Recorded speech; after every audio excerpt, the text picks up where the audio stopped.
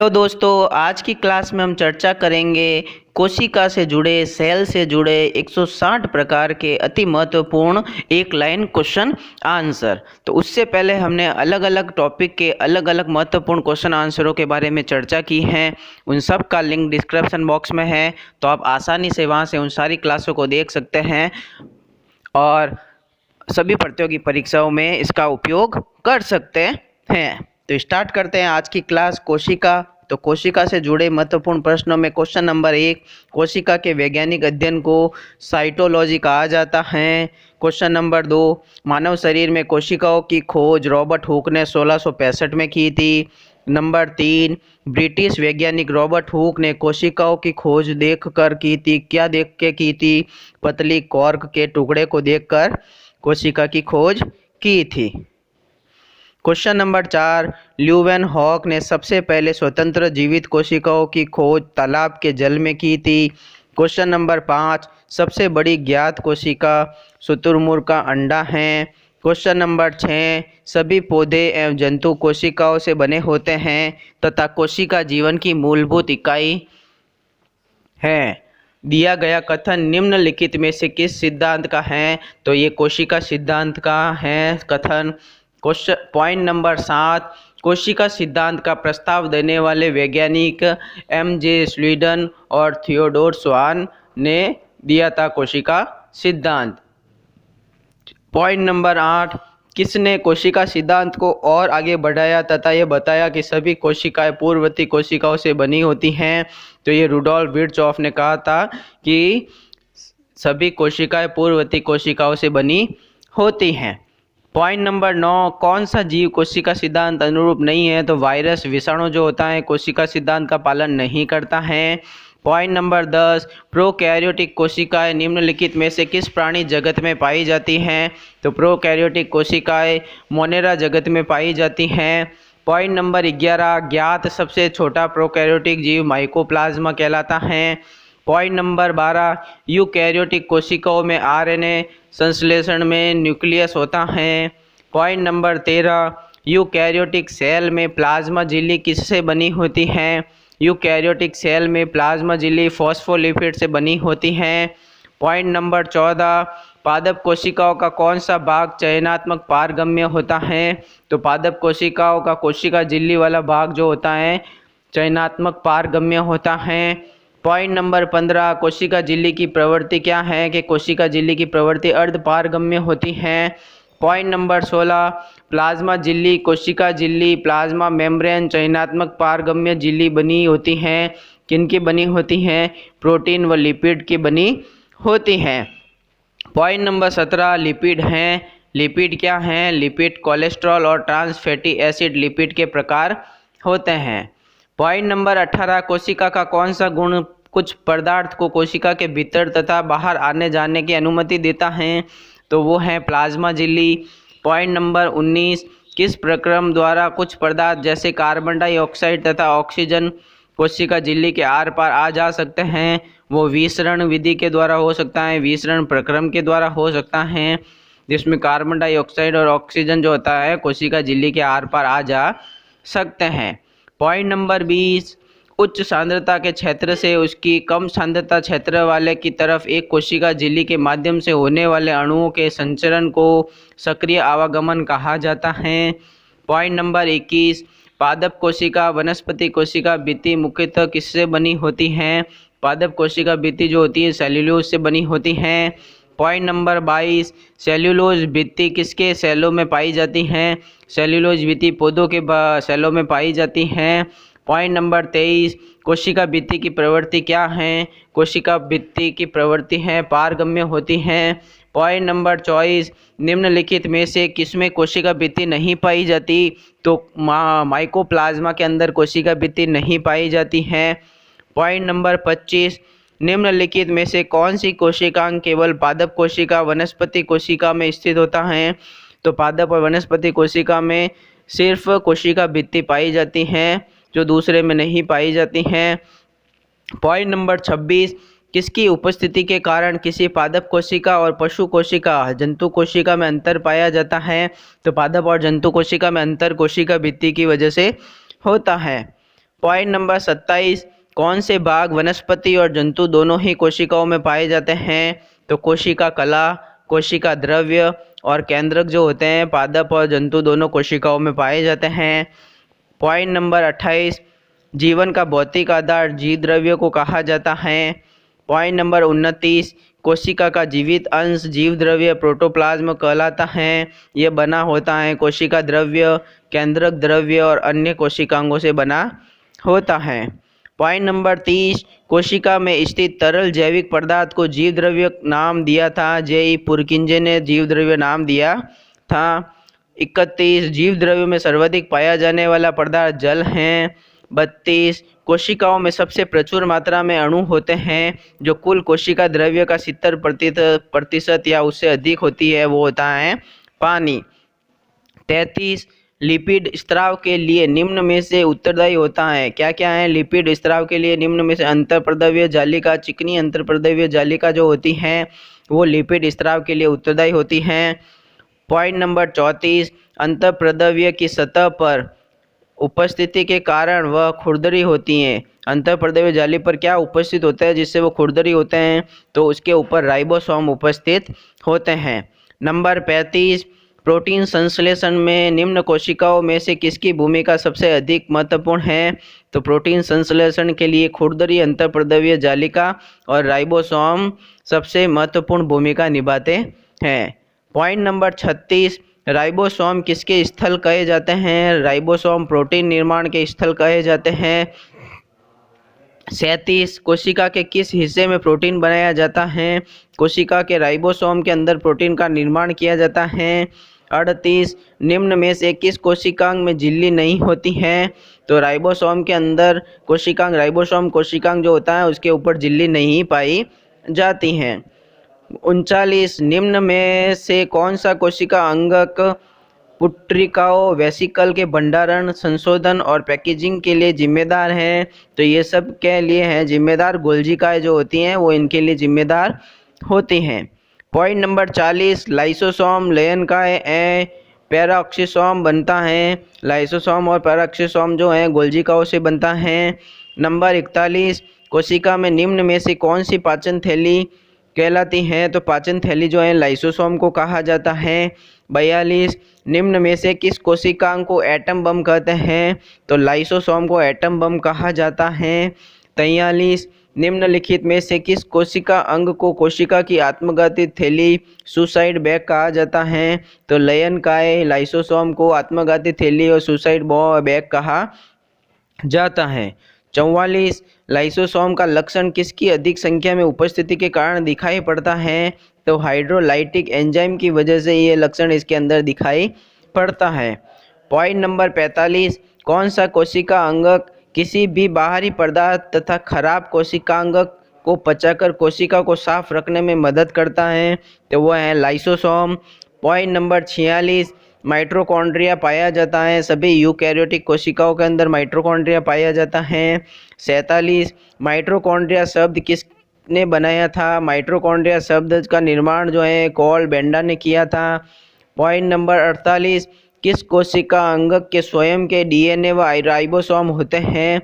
तो सूत्रकणिका माइटोकॉन्ड्रिया के खुद के डीएनए और खुद के राइबोसोम होते हैं। पॉइंट नंबर 49, जीवाणु कोशिका में माइटोकॉन्ड्रिया की संख्या शून्य होती है, नहीं पाया जाता है माइटोकॉन्ड्रिया जीवाणु कोशिका में। पॉइंट नंबर 50, कोशिकाओं में चयापचय की क्रिया माइटोकॉन्ड्रिया के अंदर होती है। 51, वह कोशिका अंग है जिसमें श्वसन और ऊर्जा उत्पादन के जैसी जैविक रासायनिक प्रक्रियाएं होती हैं। श्वसन और ऊर्जा उत्पादन जैसी रासायनिक प्रक्रियाएं माइटोकॉन्ड्रिया के अंदर होती हैं। पॉइंट नंबर 52, निम्नलिखित में से किसको कोशिका का शक्तिग्रह पावर हाउस कहा जाता है? तो वह है सूत्रकर्णिका या माइटोकॉन्ड्रिया। पॉइंट नंबर 53, कोशिका की ऊर्जा के रूप में किसे जाना जाता है? कोशिका की ऊर्जा के रूप में एडिनोसिन ट्राइफॉस्फेट को जाना जाता है। 54, किस कोशिका अंग के में पायरुविक अम्ल टूटकर कार्बन डाइऑक्साइड जल तथा ऊर्जा में परिवर्तित हो जाता है? तो वो है माइटोकॉन्ड्रिया के अंदर पायरुविक अम्ल जो है कार्बन डाइऑक्साइड जल और ऊर्जा में परिवर्तित हो जाता है। 55 ससीम केंद्र की कोशिका में निम्न में से कौन सा कोशिका अंग जीवाणुविक कोशिकाओं के पार्श्व बंधन या परिग्रहण के द्वारा विकास प्रक्रिया के दौरान प्राप्त होता है? तो वो है माइटोकॉन्ड्रिया। 56 निम्न में से किस कोशिका द्रवी कोशिकाओं को यूकैरियोटिक कोशिकाओं के भीतर प्रोकैरियोटिक कोशिकाएं माना जाता है? वो है माइटोकॉन्ड्रिया। 57 निम्नलिखित में से कौन सी कोशिकांग केवल पादप कोशिका में स्थित होता है? सिर्फ पादप कोशिका में जो स्थित होता है वो है प्लास्टिड जो होता है सिर्फ पादप कोशिका में पाया जाता है। 58 प्रकाश संश्लेषण वनस्पति कोशिका में क्लोरोप्लास्ट में होता है। पॉइंट नंबर 59 कौन सी कोशिकाएं पौधे के विभिन्न अंगों को जन्म देती हैं और पौधे को बढ़ने में मदद करती हैं? वो है मेरिस्टेमेटिक कोशिकाएं जो होती हैं वो विभिन्न अंगों को जन्म देती हैं और पौधे को बढ़ने में मदद करती हैं। नंबर 60 निम्नलिखित में से कोशिका का नियंत्रक केंद्र कहलाता है? 61 एक कोशिका के केंद्रक में कौन सा द्रव्य होता है? न्यूक्लियोप्लाज्म या केंद्रक द्रव्य पाया जाता है। 62 निम्नलिखित में से किसको किसी कोशिका में अचल संपत्ति, तो अचल संपत्ति है जो कोशिका के अंदर उसको न्यूक्लिक अम्ल को कहा जाता है। 63 निम्नलिखित में से न्यूक्लिक अम्ल हेतु एकलक न्यूक्लियोटाइड को कहा जाता है? 64 डीएनए का पूर्ण नाम डीऑक्सीराइबोज न्यूक्लिक अम्ल होता है। 65 डीएनए की द्विसूत्री द्विकुंडलीय संरचना का पता वाटसन और क्रिक ने लगाया था। 66 डीएनए कोशिका में प्रमुख रूप से नाभिक न्यूक्लियस में संग्रहित होता है। 67 डीएनए परीक्षण विकसित किया गया था। डीएनए परीक्षण जो है डॉक्टर एलेक्स जेफरी द्वारा विकसित किया गया था। 68 डीएनए किस पर हाइपर क्रोमेसिटी दर्शाता है? तो डीएनए जो है हीटिंग पर हाइपर क्रोमोसिटी दर्शाता है। 69 डीएनए में पाई जाने वाली शर्करा पेंटोज शर्करा होती है। 70 डीएनए में थायमिडाइन द्विभाजित संरचना किसके कारण होती है? तो डीएनए में थायमिडाइन द्विभाजित संरचना जो होते हैं यूवी किरणों के कारण होती है। 71 जीव कोशिकाओं में आनुवांशिक लक्षणों के नियंत्रण में निम्नलिखित में से कौन सा उत्तरदायी है? तो डीएनए जो होता है वो उत्तरदायी होता है। 72 एक डीएनए में 20,000 बेस जोड़े हैं, इनमें कितने न्यूक्लियोटाइड उपस्थित होंगे? तो इसमें 40,000 न्यूक्लियोटाइड उपस्थित होंगे। 73 निम्न में से कौन डीएनए रहित होने पर भी द्विगुणन करता है? तो तारक केंद्र सेंट्रियोल जो होता है तारक केंद्र वो डीएनए रहित होने पर भी द्विगुणन करता है। 74 एचआईवी द्वारा उत्पन्न एंजाइम है जो पोषी कोशिकाओं के डीएनए के भीतर एचआईवी के डीएनए को संगठित करता है, वो है इंटीग्रेज। 75 जीन हैं, जीन डीएनए का एक भाग होता है। 76 जीन बने होते हैं, जीन पॉलीन्यूक्लियोटाइड के बने होते हैं। 77 आरएनए एक बहुलक अणु है, इसका पूर्ण नाम राइबोन्यूक्लिक एसिड कहलाता है। 78 आरएनए का प्राथमिक कार्य प्रोटीन संश्लेषण का होता है। 79 आरएनए में थाइमीन के स्थान पर यूरेसिल का प्रयोग किया जाता है, प्रयोग होता है, बेस होता है। 80 राइबोजाइम्स होते हैं, राइबोजाइम जो होते हैं आरएनए होते हैं। 81 क्रोमोसोम में पाया जाता है, क्रोमोसोम में डीएनए, आरएनए, हिस्टोन तथा नॉन हिस्टोन प्रोटीन पाए जाते हैं। 82 सामान्य कोशिकाओं में डीएनए से आरएनए तक आनुवांशिक जानकारी के प्रवाह की प्रक्रिया को प्रतिलेखन कहा जाता है। सामान्य कोशिकाओं में डीएनए से आरएनए तक आनुवांशिक जानकारी के प्रवाह की प्रक्रिया को प्रतिलेखन कहा जाता है। 83 एक सामान्य मानव शरीर कोशिका में गुणसूत्रों की संख्या 46 होती है। 84 एक मानव शरीर की कोशिकाओं में पाए जाने वाले गुणसूत्रों के जोड़ों की संख्या 23 होती है।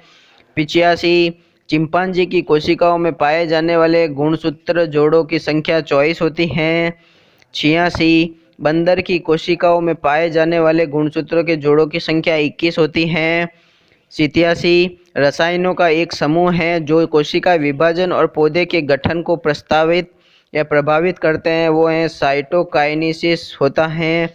88 एक कोशिकीय जीव प्रजनन करता है कोशिका विभाजन के द्वारा।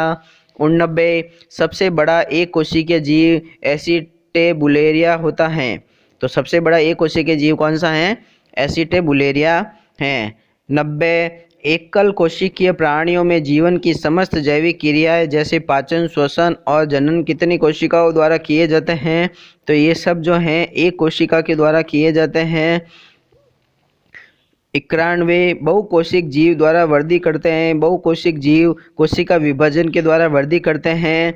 92 एक पेड़ की छाल के अंदर जीवित कोशिकाओं की पतली परत को कैम्बियम कहा जाता है। 93 वृक्ष की छालों की कोशिकाओं में कौन सा रसायन उपस्थित होता है जो इन्हें गैसों तथा जल के लिए अभेद बनाता है? तो सुबेरिन जो होता है जल और गैसों से इसके लिए अभेद बनाता है सुबेरिन। 94 पौधे के किस भाग में मेसोफाइल कोशिकाएं पाई जाती हैं? तो मेसोफाइल कोशिकाएं जो होती हैं पत्ती में पाई जाती हैं। 95 पौधे के कौन से भाग की एपिडर्मल कोशिकाएं प्राय एक मोम जैसी जल प्रतिरोधी परत छोड़ते हैं? तो केवल बाह्य सतह जो होती है जल प्रतिरोधी मोम जैसी परत छोड़ती हैं। 96 कौन सा प्रोटीन उपकला कोशिकाओं को क्षतिग्रस्त होने से बचाता है? तो कैरोटीन जो है कोशिकाओं को क्षतिग्रस्त होने से बचाता है। 97 रक्त में कुछ निश्चित कोशिकाओं की उपस्थिति के कारण रक्त का थक्का बनता है जो बिंबाणु या प्लेटलेट्स कहलाती हैं। 98 जीवित प्राणियों में निषेचन के दौरान एक कोशिका के निर्माण के लिए नर और मादा युग्मकों का संलयन होता है जिसको युग्मनज जाइगोट कहा जाता है। 99 जिन प्राणियों में कोशिकाएं दो भ्रूणीय स्तरों में व्यवस्थित होती हैं उन्हें द्विकोरकी कहा जाता है। 100 जिन प्राणियों में कोशिकाएं तीन भ्रूणीय स्तरों में व्यवस्थित होती हैं उन्हें त्रिकोरकी कहा जाता है। 101 निम्नलिखित में से कौन सी मानव शरीर की सबसे बड़ी कोशिका है? तंत्रिका कोशिका जो होती है मानव शरीर की सबसे बड़ी कोशिका होती हैं। 102 तंत्रिका कोशिका मानव शरीर के किस तंत्र का हिस्सा है? तो तंत्रिका कोशिका तंत्रिका तंत्र का हिस्सा है। 103 जन्म के बाद मानव के किस ऊतक में कोई कोशिका विभाजन नहीं होता है? तंत्रिका में जन्म के बाद कोई कोशिका विभाजन नहीं होता है। 104 डेंड्राइट और एक्सॉन किस कोशिका के भाग हैं? डेंड्राइट और एक्सॉन जो हैं तंत्रिका कोशिका के भाग हैं। 105 निम्नलिखित में से कौन सी कोशिका प्रतिरक्षी पैदा करती हैं? तो ये लसिकाणु लिम्फोसाइट जो होती हैं ये प्रतिरक्षी पैदा करती हैं। 106 कोशिकाएं जो द्वार कोशिकाओं से निकट रूप से संबंध और अंतर्विष्ट हैं वो सहायक कोशिकाएं कहलाती हैं। 107 द्वार कोशिकाएं को घेरते हैं, द्वार कोशिकाओं को रंध्र घेर के रखते हैं। 108 किसी जीवित देह के भीतर कोशिका या ऊतक की मृत्यु को कहते हैं नेक्रोसिस कहा जाता है। तो किसी जीवित देह के भीतर कोशिका या ऊतक की मृत्यु को क्या कहा जाता है? नेक्रोसिस। 109 जीवित कोशिका में रेडियोधर्मी तत्वों का पता किस तकनीक के द्वारा? तो जीवित कोशिका में रेडियोधर्मी तत्वों का पता स्व-विकिरणी चित्रण या ऑटो रेडियोग्राफी के द्वारा लगाया जा सकता है। 110 कोशिका पहचान और कोशिका बंधन निम्नलिखित में से किस सैकेराइड बहुलक का कार्य है?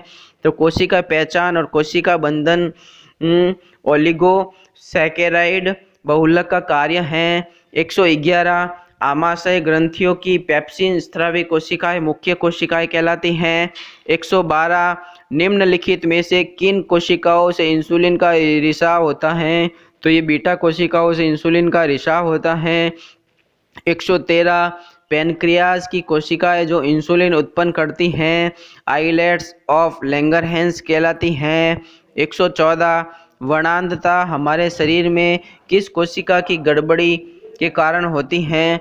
तो वर्णांधता हमारे शरीर में शंकु कोशिकाओं की गड़बड़ी के कारण होती हैं। 115 सहचर कोशिकाएं किसमें पाई जाती हैं? सहचर कोशिकाएं एंजियोस्पर्म में पाई जाती हैं। 116 एक कार्य करने वाले समान कोशिकाओं के समूह को ऊतक कहा जाता है। 117 एक मृदुतक कोशिका जो कि कोशिकीय अजेय पदार्थ संग्रह करती हैं आइडियोब्लास्ट या विचित्र कोशिकाएं कहलाती हैं। 118 किन मूल इकाइयों से मानव के अतिरिक्त भाग तैयार किए जा सकते हैं? तो स्टेम कोशिकाओं के द्वारा मानव के अतिरिक्त भाग तैयार किए जा सकते हैं। 119 क्लोन हैं, एक सामान्य आनुवंशिक संगठन वाली कोशिकाएं। 120 स्तनपायी जीवों में कौन सी संरचना शरीर को गर्म रखने में प्रत्यक्ष रूप से मदद करती हैं? तो ये वर्णकित कोशिकाएं जो होती हैं शरीर को गर्म रखने में प्रत्यक्ष रूप से मदद करती हैं। 121 फ्लोएम में सहचर कोशिकाएं किस में पाई जाती हैं? फ्लोएम में सहचर कोशिकाएं जो होती हैं आवर्तबीजी में पाई जाती हैं। 122 खट्टे स्वाद के लिए कोशिकाएं जीवा के पार्श्व भाग में पाई जाती हैं। 123 सबसे छोटी वाहिकाएं जो एक कोशिकीय मोटी होती हैं कोशिकाएं कहलाती हैं।